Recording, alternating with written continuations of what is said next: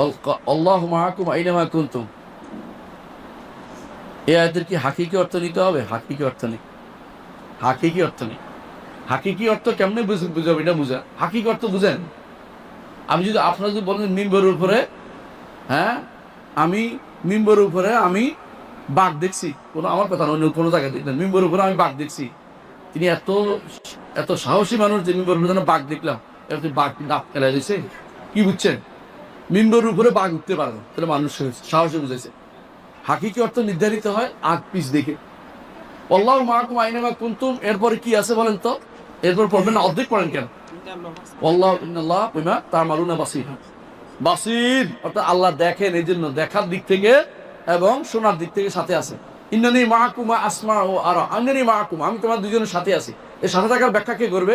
আল্লাহ নিজেই করে দিচ্ছেন তো আয়াতের আগে পিছে। ইমাম আহমদ ইবনে হাম্বল এটা বলে গেছেন, যিনি বলছেন আয়াতে শুরু হয়েছে ইলম দিয়ে, শেষ হচ্ছে দেখা দিয়ে, মাঝখানে যেটা বলছেন পুরোটাই ইলম এবং দেখার অর্থ বলতেছে, হাকিকি অর্থ এটা। এর অন্যটা করলে বড় এটা বাতিনীয় ভুল অর্থ হবে, কারণ আগে শুরু হয়েছে ইলম দিয়ে, শেষ হয়েছে বেসে। আর এখানে ইন্নানি মাআকুম আসমা ও আরা, মাআকুম অর্থে তোমাদের সাথে আছে, আসমা ও আরা কি বুঝাচ্ছে? দেখতেছি এবং শুনতেছি।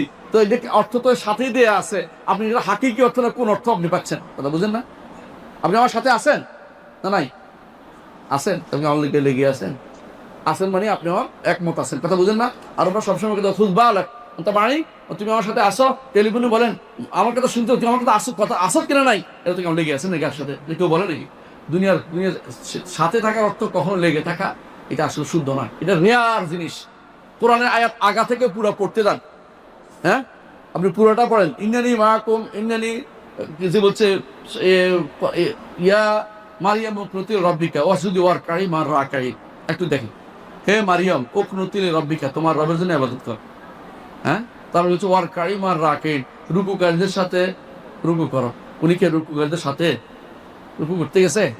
হ্যাঁ মানে কি তাসামুনা মারাহুন, তারা রুকু করে তুমি রুকু করো, এটা উদ্দেশ্য। দুনিয়া মা অর্থ কি সাথে তা লেগে থাকা, কিন্তু অর্থ কোথাও নাই। দুই দিন জায়গাতে একেবারে রেয়ার জিনিস এটা উল্লেখ করেছে। বিস্তারিত পড়ার জন্য আমার রহমান আরশের উপরে উঠেছেন মধ্যে বিস্তারিত লেখছি শেষ অংশে, এটা দয়া করে দলিল সহকারে করছে, একটা দুইটা না, এটা তাবিল না, এটা কোনো তাবিল না, এটা একেবারে সরাসরি অর্থ, এটা অর্থ এটা, কারণ এটা কোরআনের আগে পিছে। এই শেখ মোহাম্মদ সালেহ হোসাইনের একটা বই আছে, নাম হচ্ছে আল্লাহর নান্দনিক নাম ও গুণসমূহ, হ্যাঁ কওয়াইদুল মুসলাহ।